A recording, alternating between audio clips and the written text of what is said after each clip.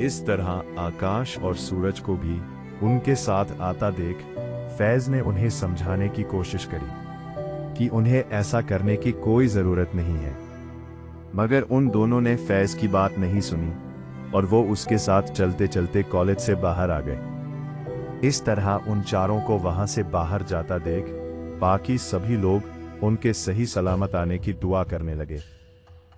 जब चारों कॉलेज के बाहर आ गए तो मनदीप बोला, अब ये बताओ हम वहां तक जाएंगे कैसे? अगर हम पैदल जाने वाले हैं तो फिर तो हमें काफी टाइम लग जाएगा। उसकी बात सुनकर आकाश बोला, जब हम सीसीटीवी चेक कर रहे थे तब मैंने कॉलेज के पीछे साइकिल देखी थी, शायद वो अभी भी वही हो।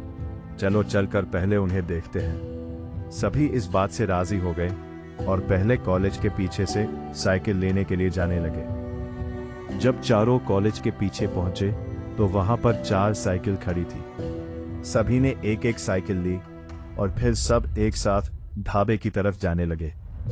पूरे रास्ते में शांति छाई हुई थी। दूर दूर तक किसी का कोई नाम और निशान नहीं था। चारों साइकिल चलाते हुए ढाबे की तरफ जा रहे थे। सभी को थोड़ी उम्मीद थी कि शायद उन्हें कोई मिल जाए जो उनकी मदद कर सके। थोड़ी देर तक साइकिल चलाने के बाद वो सभी ढाबे के पास पहुंच गए, मगर ढाबा बंद था और दूर दूर तक कोई भी इंसान नजर नहीं आ रहा था। वो ढाबा सड़क से काफी अंदर की तरफ था। उसके बाहर अभी भी कुछ सामान रखा हुआ था, शायद उसे काफी जल्दबाजी में बंद किया गया था। ये सब देखकर आकाश बोला, चलो चलते हैं, यहाँ पर तो कुछ भी नहीं है, दुकान भी बंद है और कोई नजर भी नहीं आ रहा है। इससे अच्छा होता हम सभी वहीं रुककर कुछ पकाने के बारे में सोचते, शायद अब तक कुछ न कुछ पका ही लेते। चलो चलते हैं। उसकी बात से सभी सहमत थे और अब वहां रुकने का कोई भी फायदा नहीं है। जिस काम के लिए आए थे वो तो अब हो नहीं सकता था। सभी लोग वापस जाने के लिए साइकिल मोड़ ही रहे थे कि तभी फैज को ढाबे के पीछे की तरफ से धुआं उठता हुआ दिखाई देता है। धुएं को देखकर फैज सभी से बोला, दोस्तों वो देखो, उधर से धुआं उठ रहा है, शायद वहां कोई है। वैसे भी हम सभी इतनी दूर तक आ ही गए हैं, थोड़ा अंदर को और चल लेते हैं, शायद कोई मदद ही मिल जाए। सभी लोगों ने जब उधर देखा जहां से धुआं आ रहा था वो ढाबे के पीछे ही आ रहा था, तो वो सभी मान गए और धुएं की तरफ जाने लगे। वैसे तो कोई पक्का नहीं था कि कोई मिल ही जाएगा, मगर एक नजर देखने ने क्या जाता है। वैसे भी वो धुआं ढाबे के पास से ही आ रहा था। जब उन्होंने वहां जाकर देखा तो पता चला कि ये धुआं तो ढाबे की चिमनी में से ही आ रहा है।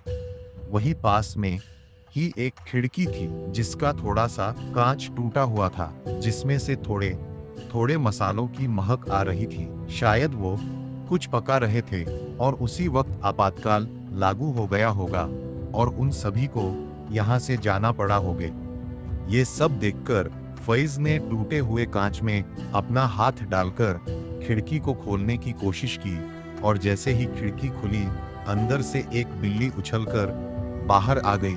उसके अचानक से आने की वजह से फैज डर से कांप उठा। बिल्ली के मुंह में कुछ था और जैसे ही वो बाहर आई उसने एक नजर सभी को देखा और वो वहां से भाग गई।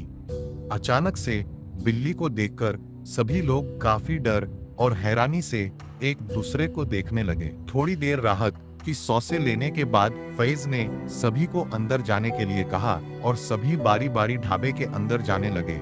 जैसा कि उन सभी ने सोचा था, ढाबे के अंदर का माहौल काफी भगदड़ वाला था। ज्यादातर सामान इधर उधर बिखरा हुआ रखा था। वहां के हालात देखकर आकाश बोला, यहाँ पर तो काफी सारा सामान है, हम लोग जल्दबाजी में यहाँ आ तो गए, मगर अब इतना सारा सामान लेकर वापिस कॉलेज कैसे जाएंगे?